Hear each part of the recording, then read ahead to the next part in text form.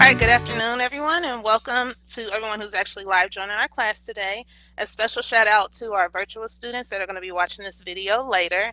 I'm sure everyone's ready to enjoy the weekend, so I won't rehash the setup process. I believe everyone should have perfected that at this point. It'll also be displayed on this intro slide for you guys at the beginning of every class. Virtual students, remember to pause your screen and complete assessments and include the screenshots in your summary email. Today's date is January 29th, 2021, week 3 of EDT 8130. Let's go ahead and get started. So let's make this a distraction-free zone. We're all joining remotely or virtually, so I understand there may be some background noises, but let's do our best to limit those as much as possible. This may look like shutting your door to limit outside noise, turning off your TV, or silencing any phones in your area so we can focus on the lecture. All right, everybody, just let's hit the reset button really quickly. I want you to take a deep breath in until you feel your chest rise, and exhale and breathe that air out until you feel your chest deflate. All right, I hope that helps. Real quick quality check. I want everybody to go to the raise your hand icon at the bottom of the screen. Press that button if you can hear me well. See the red record button in the upper left hand, and see the testing title at the top of the slide. All right, that's everyone. Go ahead and put your hands down. All right, we're going to be using the same textbook, Thinking Collaboratively, Learning in a Community of Inquiry by D. Randy Garrison. Everyone should have already read the chapter as well as watched the slides before the lecture today, so we can get right into the critical and collaborative thinking part of the lecture. All right, most specifically, we're going to be going over Chapter 3, which is Technology and Thinking.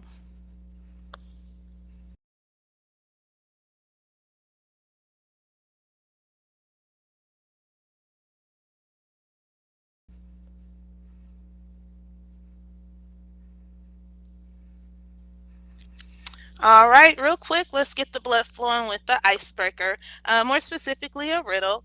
I want you guys to use the text chat and tell me your answer. So the riddle is, what has keys but no lock, space but no room? You can enter it, but you can never go inside. I'm going to give you guys about 20 seconds.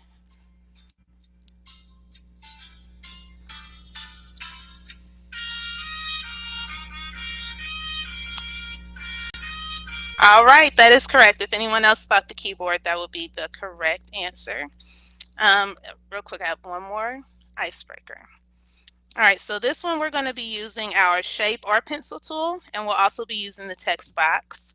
I'm going to be using a really quick, let me back it up. A really quick riddle. If you look at it, I've done an example for you here. So you're going to use the shape or the pencil icon to circle the difference and then label it here with the text box to tell me what that difference was. Once someone's identified one, you can no longer identify it. It's off the table. And I'm only going to give you guys a couple of minutes to do this. There are a total of 8 differences. So remember, I want you to use your pencil or your shape tool and your text box tool. Let's go ahead and get started.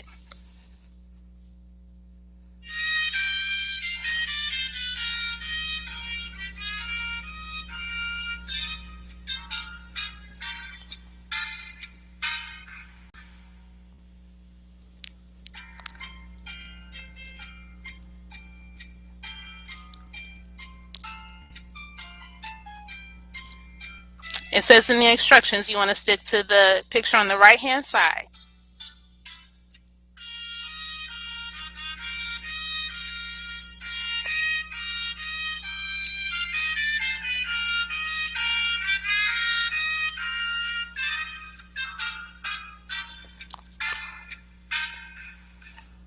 All right, let's move forward. All right, there's all of the different differences between the 2 videos. I hope that kind of got everybody's blood flowing. We're going to be using critical thinking to spot some differences between helpful technology and pointless technology. So this was just a nice icebreaker to get us all started. All right, next I want to go ahead and go over our learning objectives.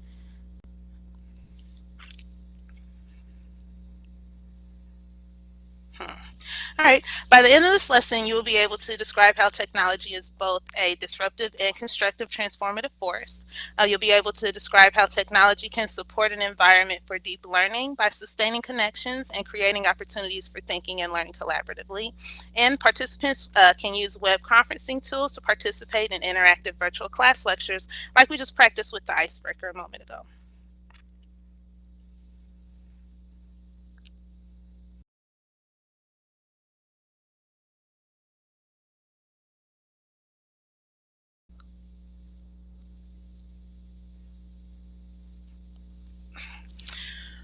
All right.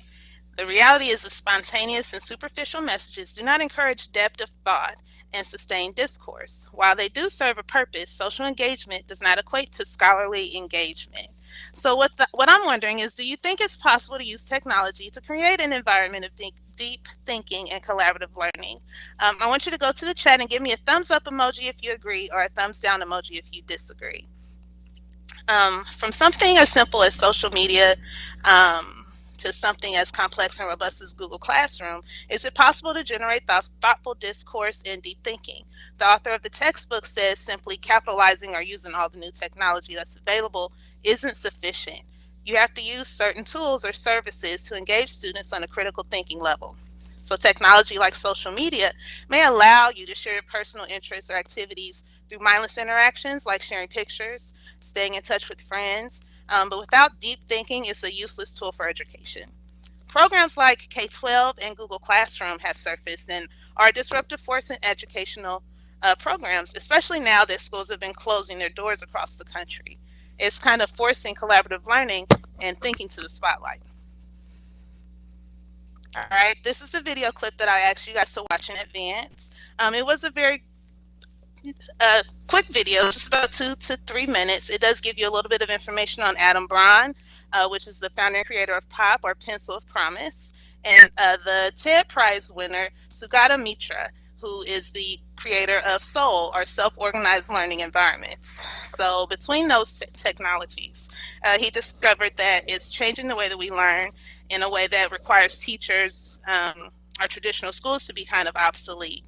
And these two come together to argue if there's a benefit to learning through technology, or if collaborative thinking can take a lead over individual learning. Virtual students, you will find the link of the video in your chat as well as in your email, which I sent to you prior to class. But again, I would have expected everyone to have already watched that video.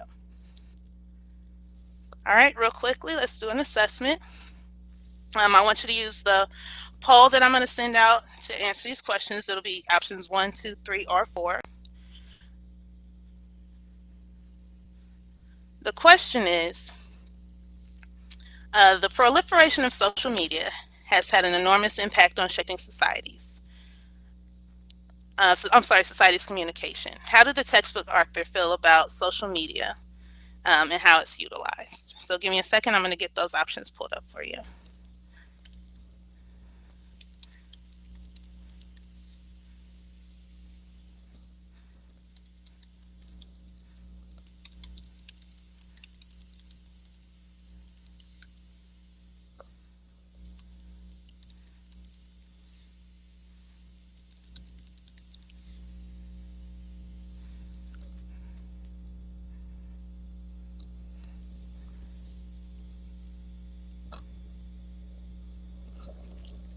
Okay, and if you guys picked 4, which is all of the above, that would be the correct answer. The author finds social media to be superficial, basically. He thinks it's a tool that's only useful for staying in touch or wasting time.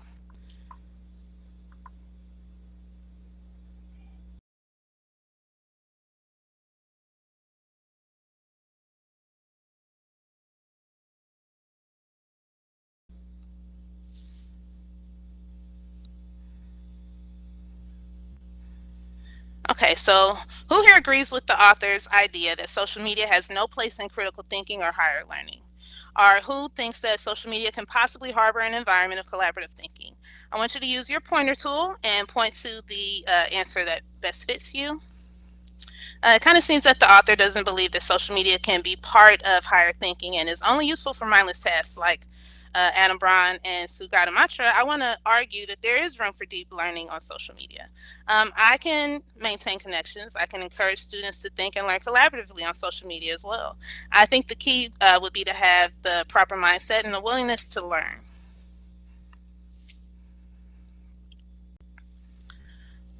All right, according to the author, distance learning classes do not need to incorporate every new technology in their classroom, but what can teachers and students learn from social media in education? Is it true socials may be a distraction, but is it also true that the ideal that what works for some may not work for others? So my field of study is the K-2 realm, and I believe education is a spectrum. So there are some students who may need to engage in a way that's unlike other students. I believe there's some good to be found in these social media platforms by way of educating others and creating meaningful discourse through maybe live videos or something like polling students through story streams. Go to the text chat and tell me some ways you think social media could possibly improve or disrupt the way things are done in your working environment or field of study.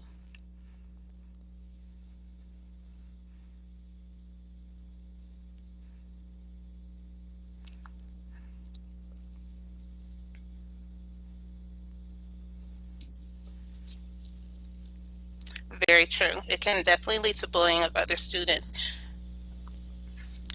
How about in your field of work as well? It could also be a distraction there as well. All right, so let's do a quick assessment. All right, answer this using the poll that I'm going to post. When you're done, I want you to type in the chat done or unmute and say that you're done.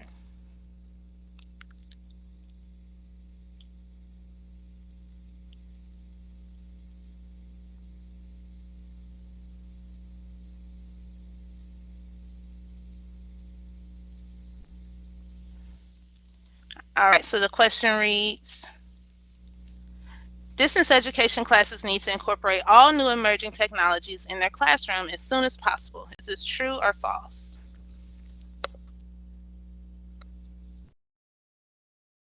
It is false. So although these options are available, it doesn't mean that you need to use them in every single classroom setting.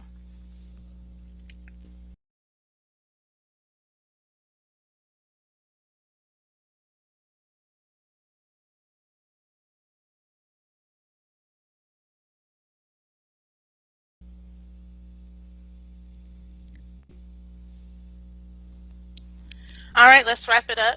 In summary, we found that technology can be both disruptive and constructive in the workplace or in the classroom. And you all applied this way of thinking to your own workplace or classroom setting. We showed how there are more platforms that may be able to support an environment of deep learning on social media. It requires that you eliminate any confirmation bias you may have and have an open and positive mindset. That may look like challenging your assumptions, being open to other people's perspectives, or avoiding group thinking. The workplace and education system is being proven wrong more and more as we navigate through this epidemic. Things we never thought were possible have become commonplace now.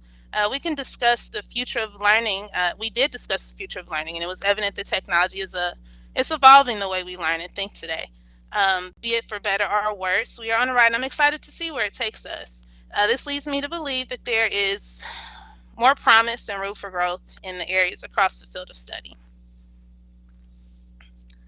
All right, quick assessment. The age of social media encourages the risk of confirmation bias. Select the response that is a result. I'm sorry. Select the response below that is a result, or I'm sorry, I should say is a result of confirmation bias. All right, I'm going to get those answers pulled up for you. Just one second.